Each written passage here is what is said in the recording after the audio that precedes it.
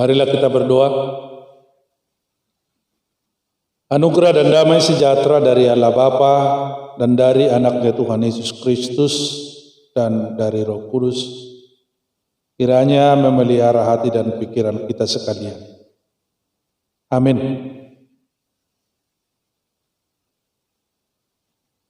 Saudara sekalian, jemaat yang dikasihi Tuhan, renungan dari firman Tuhan pada ibadah pertangyangan kita kepada keluarga dari Mazmur pasal 22 ayat 23 sampai dengan ayat 31. Saya akan membaca untuk kita sekalian. Aku akan memazmurkan namamu kepada saudara-saudaraku dan memuji-muji engkau di tengah-tengah jemaah. Kamu yang takut akan Tuhan, pujilah Dia. Hai segenap anak cucu Yakub, muliakanlah Dia dan gentarlah terhadap Dia. Hai segenap anak cucu Israel. Sebab Ia tidak memandang hina ataupun merasa jijik kesengsaraan orang yang tertindas, dan Ia tidak menyembunyikan wajahnya kepada orang itu. Dan Ia mendengar ketika orang itu berteriak minta tolong kepadanya. Karena engkau aku memuji-muji dalam jemaah yang besar. Najarku akan kubayar di depan mereka yang takut akan Dia. Orang yang rendah hati akan makan dan kenyang. Orang yang mencari Tuhan akan memuji-muji Dia. Biarlah hatimu hidup untuk selamanya. Segala ujung bumi akan mengingatnya dan berbalik kepada Tuhan. Dan segala kaum dari bangsa-bangsa akan sujud menyembah di hadapannya. Sebab Tuhanlah yang mempunyai kerajaan. Dialah yang memerintah atas bangsa-bangsa. Ia kepadanya akan sujud menyembah semua orang sombong di bumi.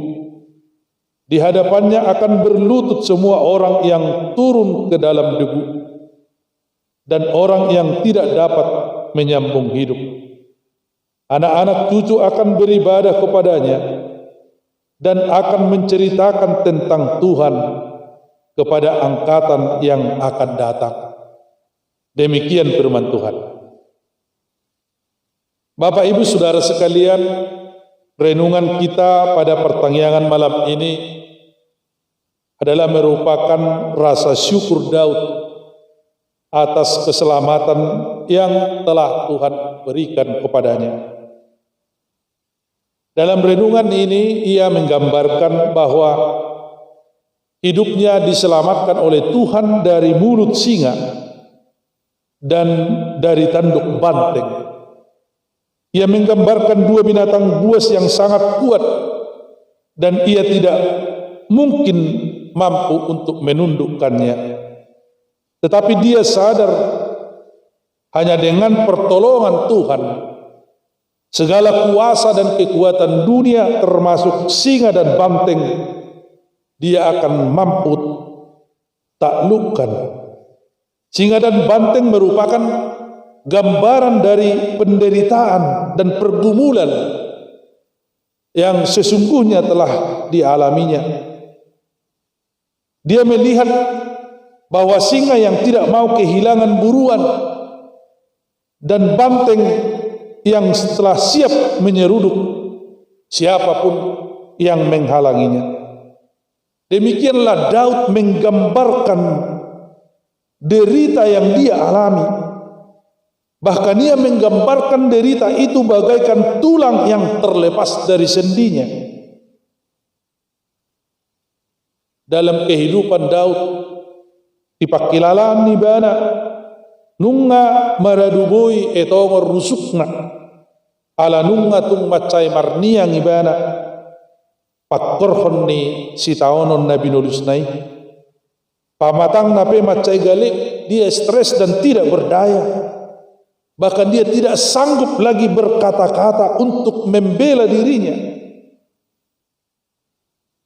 dia menderita bukan hanya secara fisik. Alai dohot dorohana magopu ngamadele ibadah putus harapan. Hidupnya terasa hampa.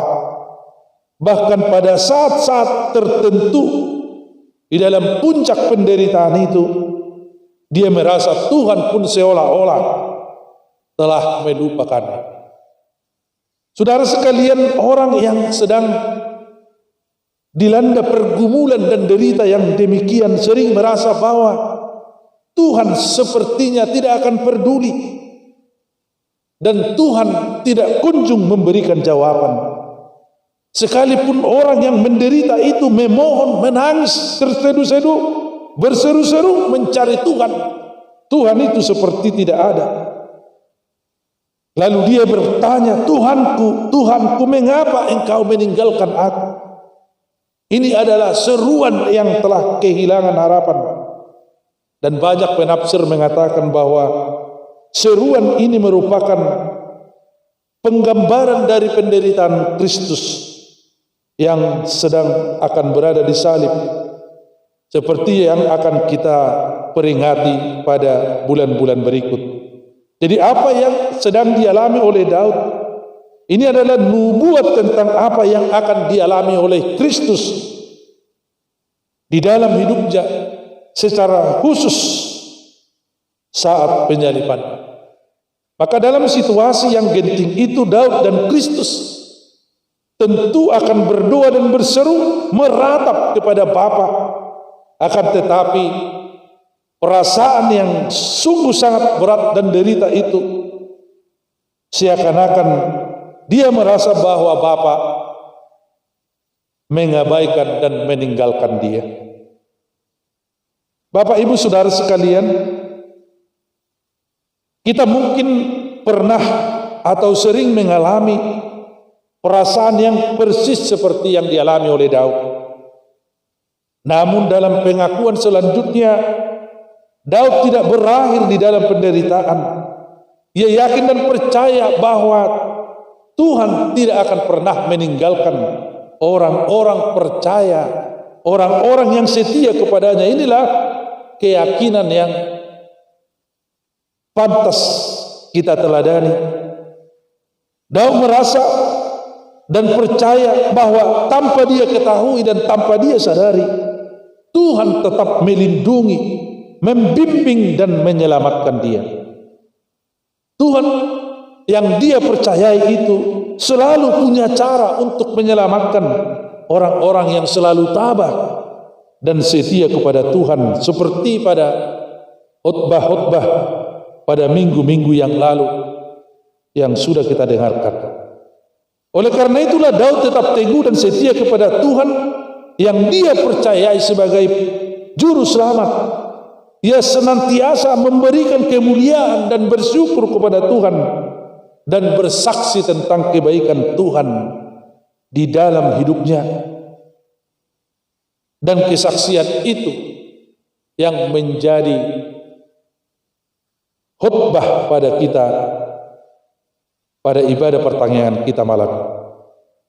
Bapak Ibu Saudara sekalian, ada sebuah ungkapan yang mengatakan bahwa ujian yang paling ringan adalah penderitaan dan ujian yang paling berat adalah kesuksesan dan keberhasilan.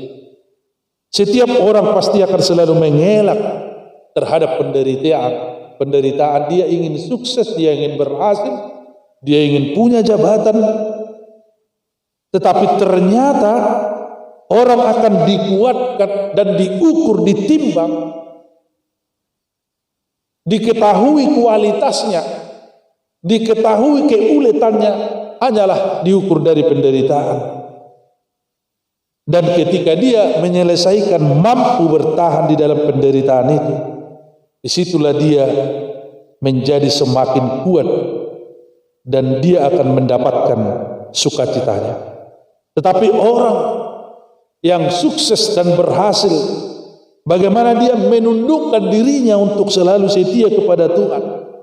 Inilah ujian yang sangat berat di dalam kehidupan orang percaya pada zaman sekarang ini. Maka di sini Daud menceritakan bagaimana kepahitan dalam hidupnya, bagaimana penderitaan yang dia alami. Maka dia memberikan suatu contoh kepada kita. Dia tidak pernah berprasangka buruk kepada Tuhan. Dia selalu optimis. Dia tidak mau apatis. Bahkan di sini dia bersaksi tentang kebaikan Tuhan dan pertolongannya yang tidak pernah terlambat. Bahkan dalam rasa syukurnya, Daud bukan hanya berkata-kata tentang kebaikan Tuhan. Dia bukan hanya bersaksi tentang kasih karunia Tuhan, tetapi sebagai bukti syukurnya kepada Tuhan ia terdorong. Karena di dalam teks ini dikatakan, aku najarku akan kubayar di depan mereka yang takut akan dia. Jadi Daud menyelesaikan nadarnya kepada Tuhan, membayar apa yang telah dia janjikan sebagai bentuk terima kasihnya kepada Tuhan. Bapak Ibu Saudara sekalian, melihat pengalaman Daud ini yang telah kita dengar, maka kita boleh belajar beberapa hal. Yang pertama, kita harus belajar tetap bertekun dalam iman kepada Tuhan sekalipun kita dilanda penderitaan. Kita diajar untuk selalu berdoa dan tidak meninggalkan Tuhan, bertekun. Jangan pernah berharap kepada ilah dunia ini. Jangan pernah percaya kepada pertolongan dunia ini. Kemudian yang kedua, kita harus mengingat bahwa Tuhan itu setia. Dan kesetiaannya bukan hanya hari ini, tapi juga dari masa lalu. Kesetiaan itulah yang menjadi harapan kita. Kesetiaan itulah menjadi dasar dari pengharapan kita. Karena itu akan berlaku sampai kepada masa depan. Dan yang terakhir, marilah kita terus percaya kepada jalan Tuhan. Karena jalan Tuhan pasti akan selalu lebih baik. Amin. Marilah kita berdoa. Terima kasih Tuhan atas kebaikan-Mu, atas firman-Mu yang sudah kami dengarkan. Karena dengan firman yang kami dengar malam ini, kami telah mengerti apa yang telah hamba-Mu lakukan di dalam kehidupannya ketika dia dengan tabah memenangkan pergumulan dan penderitaan yang Tuhan berikan untuk mengukur, menimbang sejauh mana Daud selalu setia dan percaya berharap kepada Tuhan. Dan ia memenangkan pergumulan itu.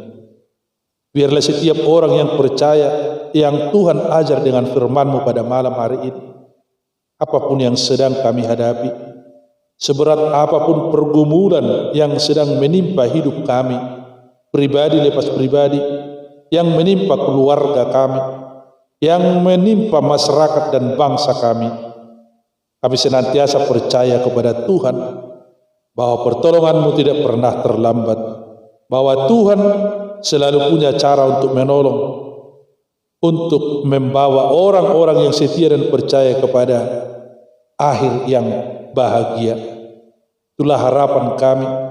Biarlah Tuhan menolong seluruh jemaat-Mu dimanapun mereka berada, untuk senantiasa hanya bersandar kepada Tuhan, tidak menyandarkan dirinya kepada ilah-ilah dunia ini, kepada kekuatan dunia ini, kepada harapan-harapan dunia ini. Biarlah kami setia hanya kepada Tuhan. Terima kasih Tuhan. Kami berdoa hanya di dalam nama anak-Mu, Yesus Kristus, Tuhan dan Juru Selamat kami. Amin.